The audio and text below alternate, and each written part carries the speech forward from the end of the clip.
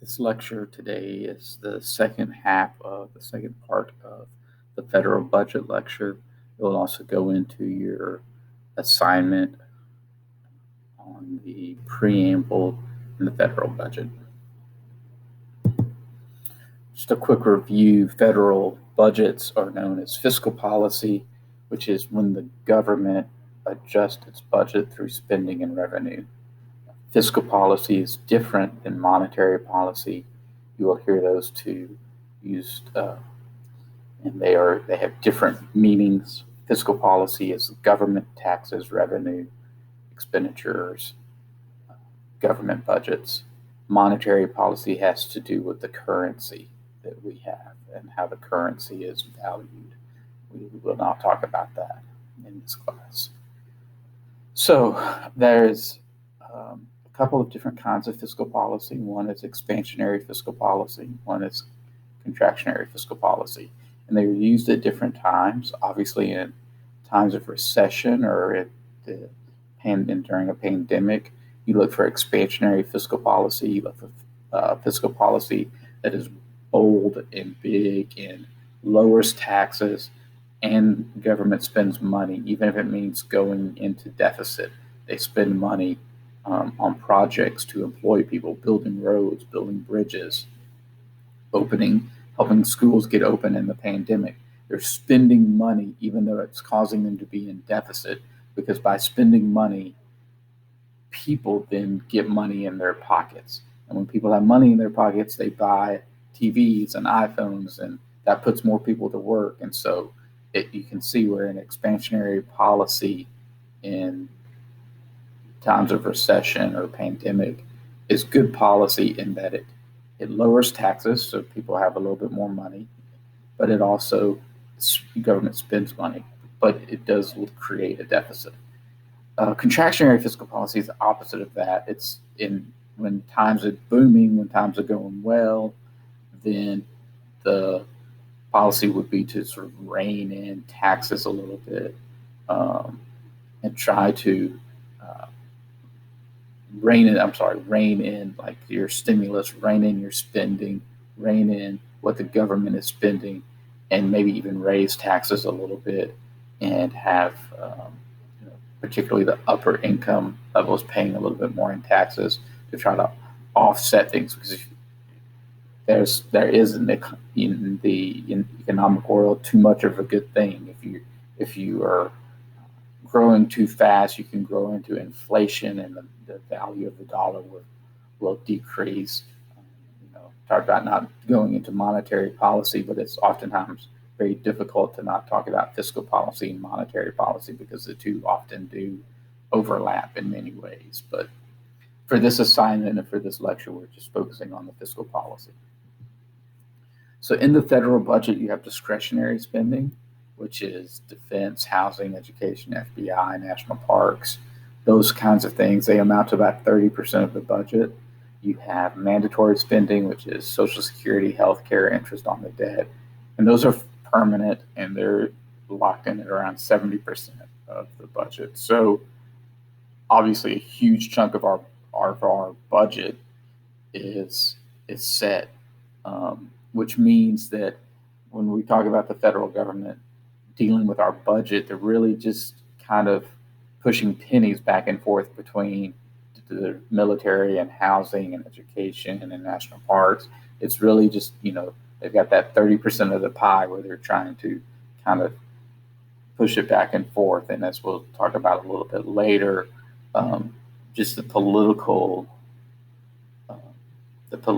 minefield that is dealing with these entitlement programs, Social Security and healthcare, can be really dangerous, and most politicians just want to stay away from it. Most Democratic politicians want to stay away from it. Many Republican politicians want to reform those two things and try to get those under control. But because Democrats are opposed to that, you see deadlock on those. And where Democrats are willing to raise taxes to offset some of the spending, Republicans are opposed to raising taxes. So you have a desire to not raise taxes coupled with a desire not to deal with the entitlement programs, and that puts the two parties at complete opposite ends of the spectrum with no room to maneuver except to nickel and dime the discretionary spending part of the budget. So this to just kind of breaks it up a little cleaner in what I'm saying here. The discretionary budget, you can see military is $678 billion. All the other non-defense related discretionary parts of the budget are $626 billion. So it's about 30% of the budget there, you can see. And then when you talk about Social Security and Medicaid and Medicare, you're talking about over $1 trillion on those $2 trillion on those programs alone, representing about 48% of the budget. So when Republicans want to rein that spending in, you can see why that has some political legs, or that has some political power behind it, because that's $2 trillion and 48% of your budget. If you could control that, if you could lower that, that would certainly be helpful. The rest of the mandatory spending is really not that big, so not a lot to talk about there. But Social Security and Medicaid and Medicare really can be drivers in a conversation about the federal budget, and this chart, I think, really demonstrates that. So how does the budget process work? Well, the President of the United States is, since the early stage of the 20th century, has kind of really taken over the budget process. And they will formulate their ideas and go to the Office of Management and Budget, which is an office in the executive branch, and they kind of review the numbers and crunch the numbers for each of the agencies that we've talked about and that exist. And then there's the State of the Union, and the State of the Union is in January. And so how this works is, to put some years on this, let's just say Biden is in office now, so this is 2021. So in February of 2021, he started talking about his budget for 2022. Okay, you're always planning kind of the year ahead. So he would lay out in January what he wanted his budget to be.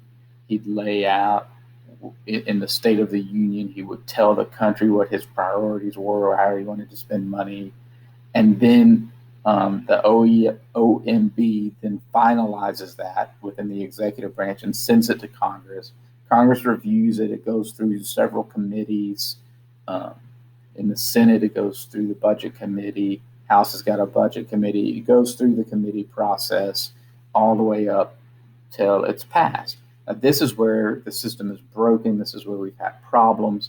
This is where we, as a country, have really fallen down, and we haven't really passed a budget in almost a decade because we just kind of pass these continuing resolutions. The budget that we're functioning on is a budget that's 10 to 12 years old because the Republicans and Democrats are so far apart on negotiations. If they were to ever get beyond the brokenness of this and pass a budget, the president would sign it. The fiscal year would begin in October 1st and then run until the next September. So fiscal years run differently than calendar years. That's kind of the important part of that, is to note that when you hear someone talk about a fiscal year, the fiscal year is October to September. That's when budgets are released for agencies. So assuming that Congress approved the presidential request and they went through the committees and they passed a budget and the president signed it, then in late September that budget would go out. So it would be September of 21, but it's really the budget for September for 2022. So the money that you would get is really for the incoming year. Okay, so that's kind of the process with that. I want to talk a little bit about the politics of this because it's interesting and important and you need to know. So dating back to the Obama presidency, the first term of the Obama presidency, that was a lot of angst about the debt because the debt was ballooning. The debt was getting bigger. And it was getting bigger because of the economic crisis. And as I said in the beginning of this, expansionary policy was going into effect and we were spending a lot of money to get out of the recession that we were in. And so Obama's team, and as well as Bush, they had both passed massive stimulus bills, uh, and I think Bush's and Obama's together was over $1 trillion if you added up both of them. And so our debt was escalating quickly, and so there was a lot of desire on both sides to address debt. They formed the Simpson-Bowles Commission, um, and Bowles was a Democrat in the Clinton White House, a finance expert, and Simpson was a senator from Wyoming, a Republican senator from Wyoming, and Bowles was a Democrat in the Clinton administration, policy expert. And two of them got appointed by Obama, and they had 12 other people on their commission to look into how to lower the deficits and debts. And what they came up with was a poison pill for both parties. We're going to raise taxes, which Republicans don't want to do. We're going to cut entitlements, which Democrats don't want to do. But it's what we have to do to get out of this exploding debt that we're in. Well, because of some political missteps and political miscues in the Obama White House and some overreach by the Republicans, this commission, which started in a non-election year but went into an election year, it happened to coincide with the collapse of the Democratic control of the House of Representatives. So in 2010, the Democrats lost the House of Representatives, and that's important because then you had divided government, and the Republicans in the House were not as friendly towards this commission, even though it had Republicans on it. It had Republican House members on it, right? Paul Ryan was on this commission. Paul Ryan would later become the Speaker of the House, the Republican Party Speaker of the House in the early stages of Trump's administration. So Paul Ryan was on this, but it failed to get the votes to even get out of committee. It needed, wanted to say it needed like 12 votes to get out of committee, to get out of the commission. 12 of the 14 people had to back it, and it didn't even get in the double digits. It got like 7 or 8 votes. So it didn't get out of commission. It failed. That being said, it is still the best roadmap we have available to us if we really are serious about getting out of debt. Congress, not to be outdone by the executive branch, tried to come up with a similar committee, and they called it the super committee, and it failed too for the same reasons. And when it failed, discretionary spending across the board just got slashed, and it was really bad and scary for a lot of people.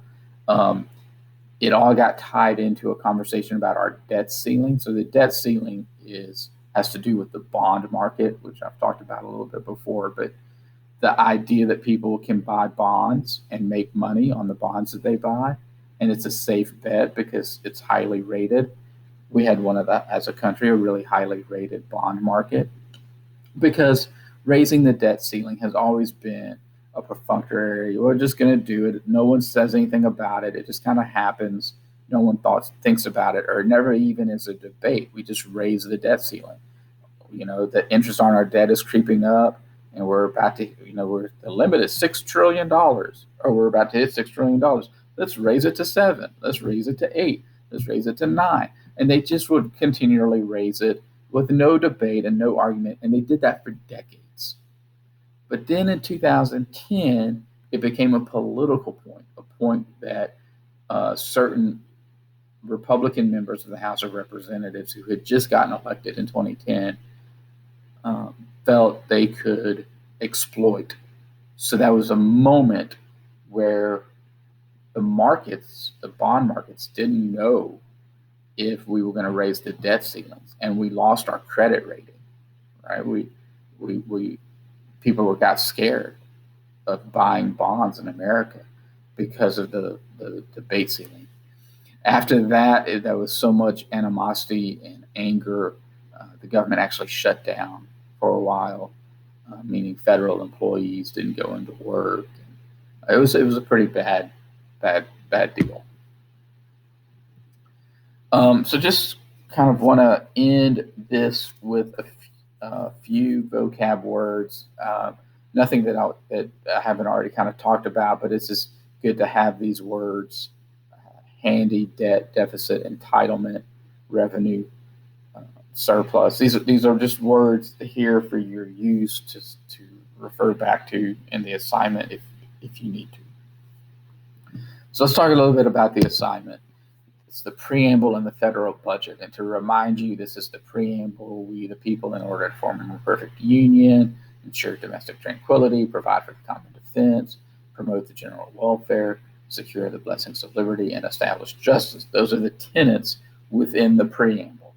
And what you're going to do is you're going to read some documents, get some background information about the preamble, and you're basically asking the question as you're doing this: how we spend money as a country, does it reflect these as our priorities? If the State of the Union is the president's stating priorities on how he wants to spend money, right? If that's what the State of the Union really is, it's really his wish list of how he wants to spend money. That's what the State of the Union is.